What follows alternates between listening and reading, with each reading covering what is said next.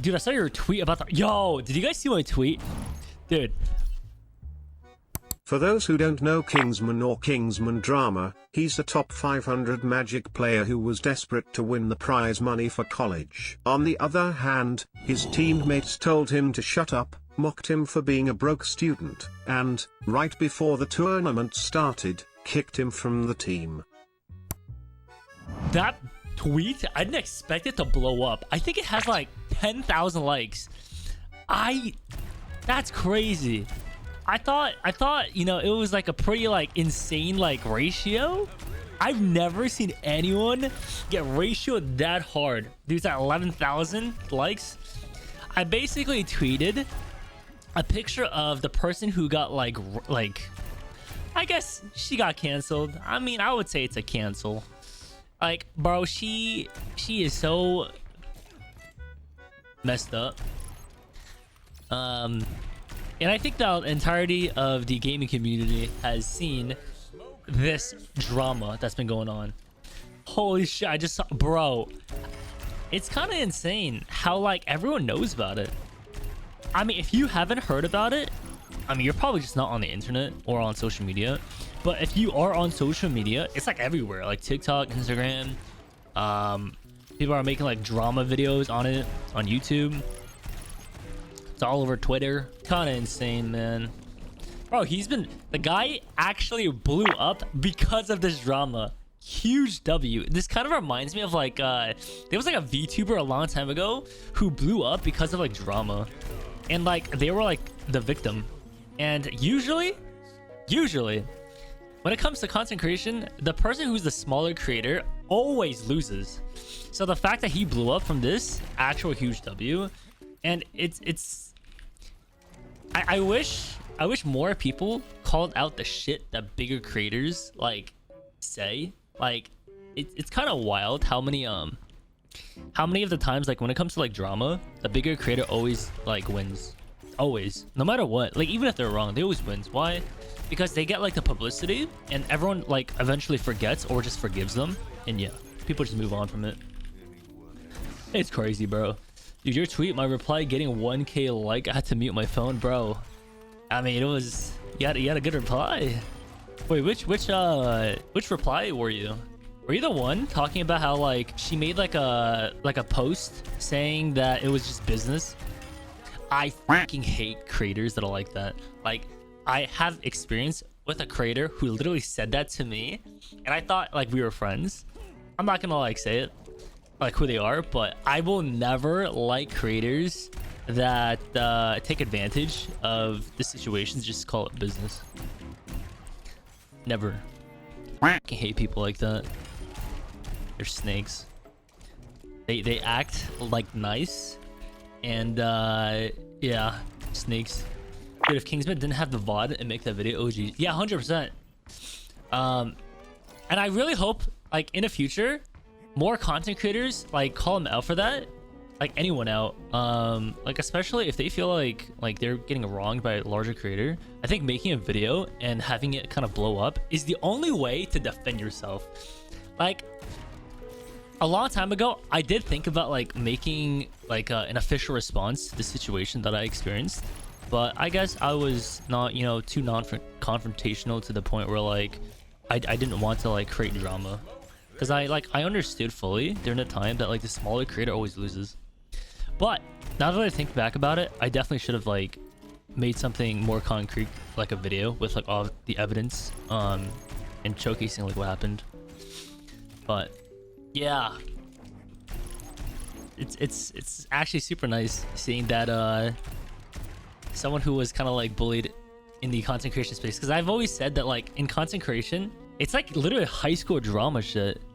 Like it's literally high school drama, and it's funny because they compare the girls in that like team as mean girls, and I thought that shit was so funny. I disagree that smaller always loses. I think it's reverse. It's changing, but you know, when I was making a lot of like content like 3-4 years ago, it's always a smaller creator that loses. I think times are changing, and I think people are fully like trying to, you know, wrap their head around the entire picture instead of like just hearing out one side. and then just making like their conclusion off of that. Yo, there's a lot of evidence that points that, hey, if you're a toxic person, you truly should get called out, and if you haven't, you will get called out eventually. That's my belief. I believe in karma. I've always been like a firm believer of, you know, treat others right and well. And if you are like mean, hey, I think people can change, but I do think that you can't just like kind of set it and forget it and like never, you know, feel as though, you know, it won't come back to you. But I'm a believer of karma. History always corrects itself. We're seeing it nowadays. It's actually like great to see. Hey, so if there's ever a big creator chat that's like being, you know, super toxic, bro, just call them out. Fucking call them out.